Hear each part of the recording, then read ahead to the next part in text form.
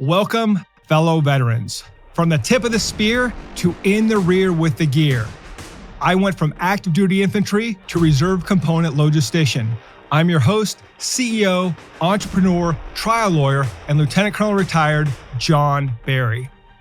The military lessons that I learned helped me grow an 8-figure business that has maintained consistent annual double-digit growth, landing on the Inc. 5000 list of fastest growing companies in America every year for the past 7 years, and has allowed me to continue to serve America's heroes.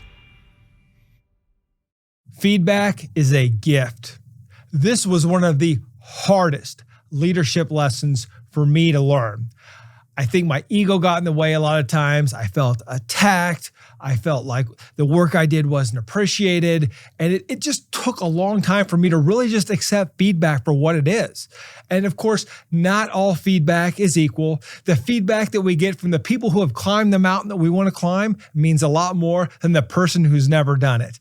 And certainly when we perform to standard, getting feedback about how we perform can feel good, but the best feedback comes from when we fail to achieve that level of greatness that others expect from us. And so feedback really is a gift, but you have to be willing to accept it and see it as such. Now, when you go back through your military career, you got tons of feedback, right? The after-action reviews, the quarterly counseling, hopefully not too many negative counseling statements, the officer evaluation reports, the non-commissioned officer evaluation reports. There's all this structure for feedback. But one of the best commanders I had said, look, John, anytime we're talking, I'm giving you feedback. I'm giving you that counseling. So if we're walking to the chow hall, I'm going to tell you how you're performing. Anytime I see you, I want you to understand that this is an informal counseling session. As a leader, it may just seem like we're having a conversation, but the reality is I am trying to give you feedback and I want to interact with you in a way where you become more comfortable receiving feedback. So I don't want to sit across from you at a desk. I'd rather sit next to you at a restaurant and talk you through some of the things that I think you could do to improve. And that was some of the best leadership I ever observed because this commander really cared. It wasn't so much the content of the feedback, but how the feedback was packaged. So if feedback is a gift, the wrapping absolutely matters because if it's wrapped in a way where we're ready to receive it, we tend to receive it a little bit better. And so when you're giving subordinate leaders that feedback, just understand that if you come at them really hard and really bristly, they may not take that feedback as well. They may see it as a personal attack. They may not see it as you wanting to help them. And sometimes even if you're the nicest person in the world, they still will see the feedback as an attack. Or worse, they'll see the feedback as something insignificant and they won't take action on it. We had this paralegal that worked at our firm and her husband went to law school, became a lawyer. His name was, well, we'll just say Rob. Rob ended up going to a massive law firm. And because the employee still worked at our firm, we stayed in touch. When I spoke with Rob, he would tell us about how great this firm was and the great mentorship and development and how he was just absolutely crushing it. And a year later, when Rob was terminated, he didn't understand why, and he said a lot of bad things about the firm. Now, I had a friend that was a partner at the firm, and I said, hey, what happened to Rob? And the friend explained to me, he said, look, Rob was an underperformer. And I said, well, how would Rob not know that? Because the feedback I got was he was crushing it and you guys just fired him. It's like, no, he was horrible. And I said, well, how did he not know he was horrible? So the way the feedback sandwich would work is they'd say, hey, Rob, we really appreciate all your hard work. Your effort is really showing through. Look, we looked at your last project and your writing is pretty bad. Your research is inadequate. We probably just didn't give you really good instructions. And by the way, we really appreciate your professionalism and your presence in the office. And so what Rob didn't hear is your writing sucks, your research sucks, it's substandard. Instead, he heard that he was appreciated. And so while they removed the bristles from the feedback, it didn't hurt enough to make a difference. And sometimes if it's not painful, and I had an NCO teach me, pain is a teaching tool. If it's not painful enough, then they don't understand the feedback. They don't really receive it. And Rob's perception probably was, gee, well, it sounds like I probably just didn't get enough guidance on that project because everything else I'm doing is great. What Rob didn't hear is, man, you're substandard. You need help. You need to improve. But nobody told him that. So by the time he was terminated, he thought that he was doing a great job because no one had the guts to sit Rob down and say, Rob, you are failing. And that's one of the problems with feedback, because for some people, if we say you are failing, They shut down. So the question is, how do we package the feedback as a gift that is acceptable? And we can't be subjective, right? There's a big difference between saying, Rob, you are failing, and saying, Rob, for the last 2 weeks, your numbers have been 70% below target. Right? That's a lot different. And Rob might be more willing to hear that, but we don't want to shroud it in compliments either so that he can't find the truth. Brutal honesty does not have to be brutal. You can be honest without being offensive, but you need to deal in facts, objective facts, as opposed to, like I said, the subjective feelings you may have towards it. Because if you're like me, when you're dealing with an underperformer, you almost have a visceral reaction. And the reason why we feel that is because as leaders, especially in the military, we're taught we're responsible for everything, right? We hear that the term extreme ownership is thrown around, and ownership shouldn't be extreme because it can be dangerous and it can affect our perception when we think we have to own everything. And I made this mistake as a young leader. When I left the military, all of a sudden now I'm back in the civilian world. I'm running the family firm. And all these problems are happening, and I'm just taking responsibility for, the vendor didn't deliver on time. That's my fault. I should have communicated more with the vendor. The receptionist showed up late. That's my fault. I forgot to communicate how important it is for her to be on time. I've got team members doing substandard work. My fault. I didn't train them enough. Coffee ran out. My fault. I didn't make sure that the office manager checked the supply list, right? So I just started taking responsibility for everything. And that was an absolute disservice to the organization. And I figured that out. We're sitting in a meeting and some emergency had come up. I remember we're all sitting in this meeting and everybody's looking at me for the answer because I have solved everything. And I'm sitting there and I'm looking around and some people are on their phones and nobody's really paying attention. So I just got up and left. I wanted to see who the leaders were. The next day I came back and miraculously the person who became the new office manager was the one who said, hey, John, I don't know where you went yesterday, but we all talked through it and here's the solution and we're going to solve it. And it was that moment that the light bulb went off in my head. It's like, wait a minute, as the leader, I don't need to solve all of the problems and it's not always on me. And look, sometimes when we take responsibility for everything, we lose sight of the fact that we as leaders, while you delegate authority and you never delegate the responsibility, we have to understand that some responsibilities must be placed on other team members. And if they fail, they're going to fail. Now, we have to be careful because as leaders, like in training, we can let people fail. But when it comes to live rounds, right, we don't want to let anybody fail when it could be a disaster for the organization where it could really harm somebody. So we have to temper the ownership with the real world consequences. And when our team members fail, we have to give them that feedback. And it needs to be accurate, timely feedback. We can't wait to deliver it. I had a leader on my team that would wait till the end of the quarter to deliver feedback. This is the worst thing ever. What she would do is she would look at her subordinates when they made mistakes. She'd write it down. And then during their quarterly counseling, she'd have an entire list of things they screwed up. This leader would tell her subordinates, you screwed up this, this, and this. And the subordinate would be like, no, I didn't. The right thing for the leader to do is to address the problem right away head on and help the team member come up with a solution. And sometimes solutions are part of feedback. Ideally, we let our subordinates come up with their own solutions so that we're not always solving all their problems for them. But on the other hand, as a leader, sometimes the problem just needs to be fixed quickly. And you have to make that decision. Is this a coachable moment where we're going to let the leader make a mistake? I can remember I'd say, Lieutenant, are you sure you want to do that? As opposed to Lieutenant, that's really stupid. Don't do that. Or are you going to fix it in the moment? And we have to make that decision. We have to decide, are we going to focus on developing the leader? Winners always seek feedback. And you can tell when the winners actually hit the objective and they want more, right? How do I get better? I won the race, but I still want to shave 0.2 of a second off my time. Those are the winners that you need. And when they ask for feedback, I'm happy to give it to them. And more importantly, I love to hear their feedback because they're watching me. And I want to know, how can I get better? And when you have winners that perpetually want feedback, whether they win or lose, those are the team members that are going to take you to the next level because they understand that feedback helps us to grow. That feedback is important to assess where we are and what actions we need to take to get even better. And that is the game, right? As a leader, you don't say, I want to make you a better leader. You want to say, I want to make you an even better leader. When we give that feedback, we want the team member to know that we cherish them. We honor them as a leader. And you're already a leader. We want to make you an even better leader. Just adding the words even better can make a difference into how they will receive that feedback and whether they will implement the actions necessary to get to the next level. And as an organization, it is all about growth, and you cannot grow without feedback.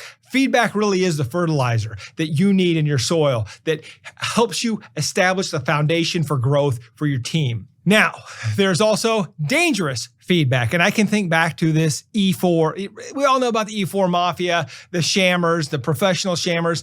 And we had this one shammer, and I think he was an E4 for like 10 years. It was ridiculous. He had made sergeant and lost the rank several times for various offenses. And he was great at giving feedback, great at giving compliments, but he was doing it for his own purposes. And he was manipulating leadership team members. He was manipulating soldiers. And the bad thing was this sham artist was the guy that was always on restriction or in trouble. And so what would happen is new soldiers would come into the organization and he would tell them how everything was done and give them feedback on how they performed. But in many ways, he was manipulating them to try to do the things that he wanted them to do. And you always have to be careful for that. And people will compliment you. They'll give you feedback, but you want to make sure that you understand the purpose behind their feedback, because not all feedback is good. As I said before, feedback from your champions is gold. Feedback from the person who has already climbed the mountain you're trying to climb is absolute gold. But there's a lot of feedback that's just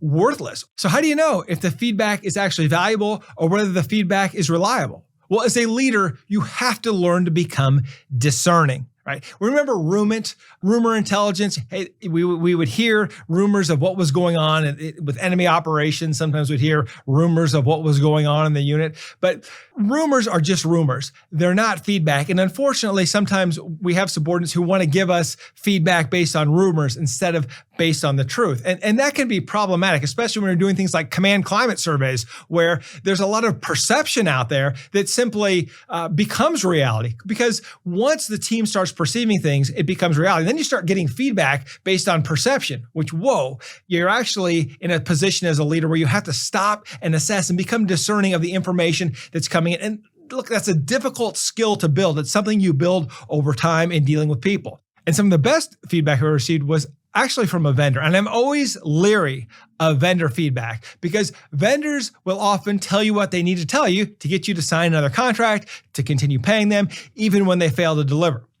I had one vendor, and at one point we had a fractional CFO. We weren't ready yet to bring the financial piece in-house. So we needed a fractional chief financial officer who would advise me on the finances of the business because I wasn't that good with finance. And when we hired this company, they were very upfront. And the owner, her name was Brooke. I tried to hire her and she said, look, I have a full plate. I am training someone else. I can get you someone from my team in 2 months. I'm like, 2 months? I need somebody now. And she's like, look, I'm going to be upfront with you. It takes me 6 months to bring someone fully up to speed in this job, and your finances for your team are important. And I want to make sure that if I'm going to provide you a fractional CFO, they are well qualified. I said, okay, great. So I waited the 2 months and I was assigned a woman named Laura. And the great thing about the fractional CFO was Laura did not know anyone on my team. In fact, she was in Texas and we're in Nebraska. And every month, Laura would go over the reports with me and just start calling out team members. Who's this Bob? I'm looking at his numbers. These are horrible. You need to fire him. And I was like, wow. She's like, look, I've been looking at how he's performing over the last few months, and you're losing a lot of money on this guy, and he's doing worse than Sally, worse than Kim, and worse than Jessica. I don't know what he's doing, but he's not working. I was like, wow. The great thing about Laura was she worked for me. She had no relationship with anybody in the firm, and she would just beat me up over, John, your projections are all wrong. Or John, why did you make this spend over here? Or John, you can't afford to do that. Or John, tell me the strategy behind this action that you just took that cost the firm a couple $100,000. Tell me what's going on. And she was just brutal with me. I mean, she just beat me up. But the feedback that she gave was absolute gold because it wasn't tainted by who might be her favorite in the organization. She had no relationship with anybody on my team. She just looked at the numbers, looked at the performance, and then gave me actionable feedback. And that was such a gift. But here's the real value in the story. They told me early on, look, we are really good at firms up to about 15 million. Once you hit 15 million, we are no longer qualified. And so we'd been meeting and we'd been doing really well. And then one day, Laura said, hey, during a meeting, she said, hey, I need to set up a meeting between you and Brooke. And I thought that was weird because Brooke, the CEO of the company, had been a friend of mine for years. And Brooke could just pick up the phone and call me if she wanted to. She had my cell phone number. I had hers. And I said, okay, so let's go ahead. Let's calendar it. Brooke just said, look, John, congratulations. You have outgrown our program. We will help you find in-house help, but we are no longer the right fit for you. Wow. Talk about refreshing. Talk about honest feedback. Most vendors would say, John, hey, you're at the top of our list now, but we want to keep getting a check from you. We want to keep charging you money to see your success. But Brooke was blunt with me. She said, John, you've outgrown the program. I kind of felt like when I was like 16, I kept going to my children's dentist. And one day I showed up and the dentist is like, look, man, you're 16 now. You're an adult. You can't go to a children's dentist anymore. It was the same feeling where she said, John, you've graduated. I'm going to help you recruit and find the internal team members to do this for you. But you have to understand that you are at the next level now and we are not qualified to help you. And I just thought, wow, brutal honesty and great feedback. And more importantly, it was so validating to hear, when we started off, we were at a much smaller, number. And to have had that growth with this partner who was brutally honest the whole way there. And then once we got to the destination, said, okay, this is where I get off because you've made it. Now, when you can find a vendor like that with that level of honesty, but also just the brutal feedback, that is where the growth happens. That's really where the magic happens within your organization. Because Laura was just ruthless with me. She didn't have any relationship with anybody on my team. And that was key because I brought in other team members for other things. And what I've noticed is within your organization, everybody has relationships. And so even now, even though I have someone full-time now who works in our business department, right? I know that they all have relationships. I know that everybody works together. When Laura was there, she would just rip apart anybody from my office manager to my marketing team and say, no, this is wrong. And once again, she was purely looking at it from the numbers perspective, not the human perspective. And so while I think I might have felt offended if I was the type of person that let people offend me, nothing she said was offensive. I'm sure had other team members heard what she said about them, they would have found it offensive, but it was absolutely true. And I think that's the key to great feedback is finding that honest broker who has no outside intentions whatsoever, who will give you the absolute truth, who will give it to you hard and fast, and then will let you ask questions. And once you can accept that feedback, you can actually have clarity over what you need to do because that individual has given you the great gift of pure, transparent, unadulterated feedback. And when you get that feedback and you don't use it, you're doing your team a disservice. So go out and be a hero to your team. Give them feedback. When you receive feedback, consider the source. What's in it for them, right? If someone's giving you feedback, think what's in it for them. Are they trying to sell you something? Is this a team member who's trying to politic and maybe get a position? Or is this someone who just wants to compliment you and ask for a favor later? Or is this someone who really cares about you, cares about your organization, and wants to get you to the next level? Now, you may hire coaches, you may have other individuals that will give you feedback, and I think that can be valuable from time to time. But the reality is you have to ask yourself, is this person invested in my success? Or is this person invested in something else? But once you get the right feedback, show gratitude. Right. Thank you. Thank them for the feedback. And it's a reciprocal gift. Don't ever be afraid to give someone feedback. I have found that the people that I like to hang out with, the people that I respect and trust, are the people who can actually take the feedback. The individuals who do not get offended when I tell them, hey, look, I think your podcast really isn't that good, right? Or, hey, I think you could do a few things better.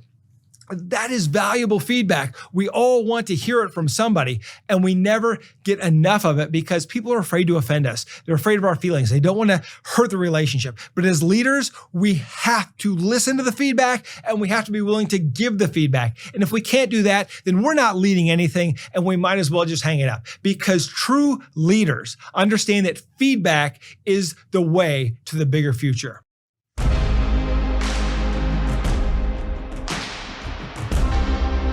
After action review. Number 1, when receiving feedback, consider the source. Number 2, when giving feedback, consider the packaging. Make sure that you're delivering the feedback in a way that's going to be digested and accepted by the recipient. Number 3, feedback is crucial to the growth of your organization as well as your personal growth. 3 down. Number 1, not all feedback has the same value. Consider the source. The person who delivered the feedback that has been up the mountain you're climbing is a lot more valuable than the person who never tried to climb that mountain. Number 2, consider the motives of the person giving the feedback. Are their motives pure, or do they expect to get something out of it? Number 3, if feedback is not timely and accurate, just like data, it can be worthless.